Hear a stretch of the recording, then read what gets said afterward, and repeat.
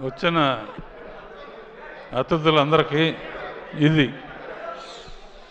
బాబు అందరికీ ఇది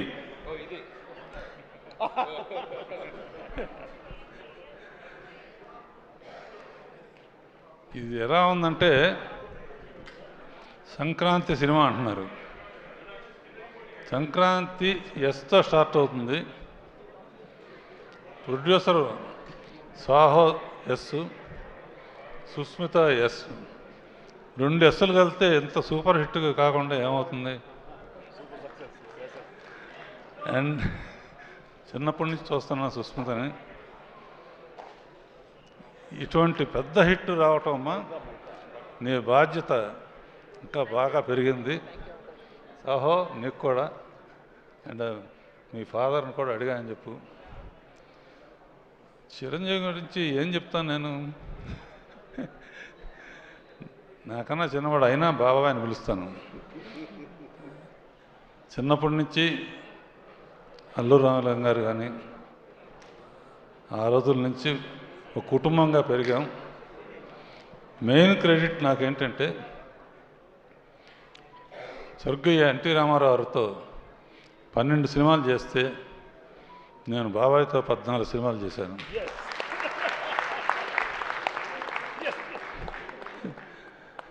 ఇప్పుడు ఏంటంటే జగదేకవీరుడు ఆయనే, అతిలోక సుందరి ఆయనే. అంటే హీరోయిన్ లేకపోయినా ఆయన ఒట్టి ఫోజులతోనే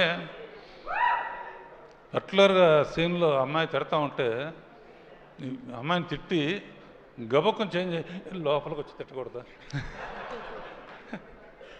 అంటే అమ్మాయి అయిపోయాడు. ఇక ఫోజుల సంగతి ఇలా పెట్టినా అలా పెట్టినా, ఇలా పెట్టినా ఎలా పెట్టినా, ఎలా పెడతాడో తెలీదు. అన్ని రకాల ఫోజులు నాకు ఇప్పటికే అర్థం కాదు. అండ్ ఒక విత్తనం నాటితే మర్రి చెట్టు అవుతుంది, యాపిల్ చెట్టు అవుతుంది. నేను ఒక విత్తనం నాటాను వీళ్ళిద్దరి మధ్య.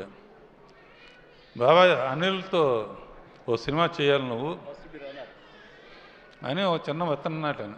యాపిల్ చెట్టు వస్తుంది అనుకున్నాను, కానీ వటవృక్షం అయిపోయి మర్రి చెట్టు అయిపోయింది.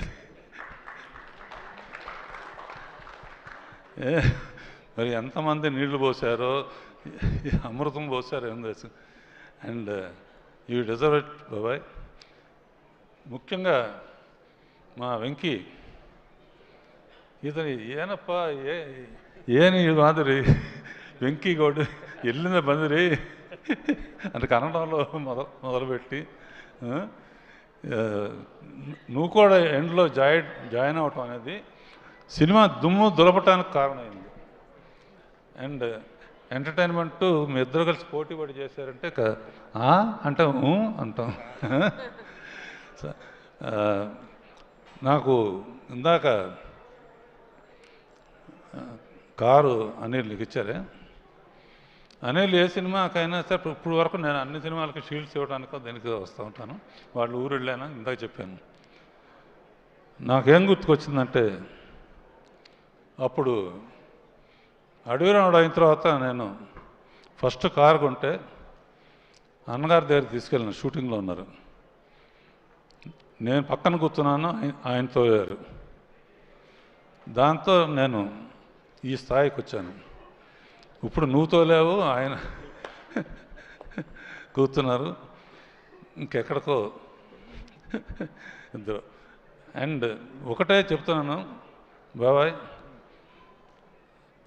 నువ్వు ఎవరైనా ఏజ్ అసలు నీకు ఏజ్ లేదు అసలు.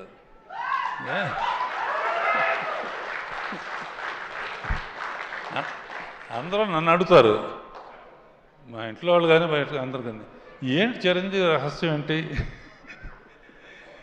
ఒకే మాట చెప్తాను, జరిగిన విషయం.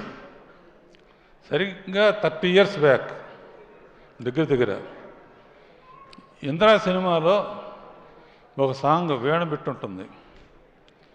నేను ఏదో ఊరు వెళ్తున్నాను, ఫ్లైట్కి టైం అయింది. ఎయిటింగ్ రూమ్లో ఆ సాంగ్ చూడమని దత్తు గారును వాళ్ళు కవర్ చేశారు. టైం లేదంటే ఆ ఒక్క సాంగ్ చూసేళ్ళు, ఆ ఒక్క సాంగ్ చూశాను. ఫ్లైట్ కానీ లేకపోతే తిన్నగా ఇంటికి వెళ్ళిపోయామండి. ఫోన్లో చెప్పాను, నీలాగా డ్యాన్స్ చేసేవాడు ఎవ్వరు పుట్టరు అని.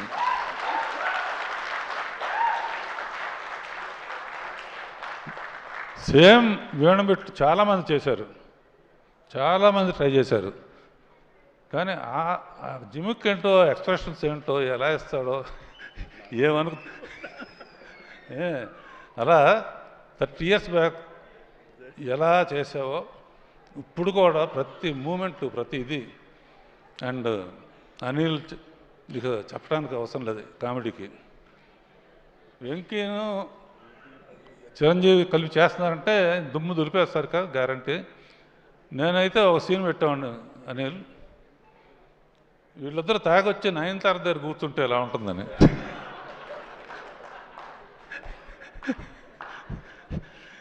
సరే, జరిగింది జరిగిపోయింది. సంక్రాంతికి నిజంగా యాక్చువల్గా ఏంటంటే సంక్రాంతి టైంకి ఇండస్ట్రీ చాలా డల్గా ఉంది. డల్గా ఉన్నప్పుడు ఇండస్ట్రీ గబుక్కున హనుమంతుడు అందరూ దెబ్బతిని కినబడిపోతే అనిల్ సైగ చేశాడు. చిరంజీవి వెళ్ళి సంజీవిని తీసుకొచ్చి మొత్తం ఇండస్ట్రీని బతికించాడు.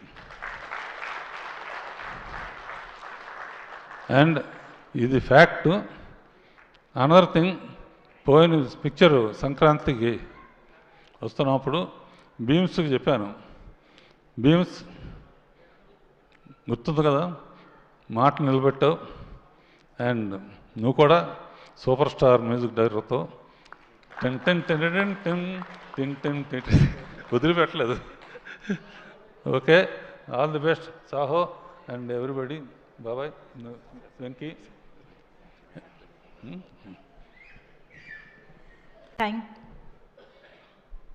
కారు జాగ్రత్త. నేను అనిల్ గారు ఒక్కసారి ప్లీజ్. నేను ఇందాక ఈ ఫంక్షన్కి మేము పిలవగానే మాకు గెస్ట్లుగా వచ్చిన వివి వినాయక్ గారికి స్పెషల్ థ్యాంక్స్.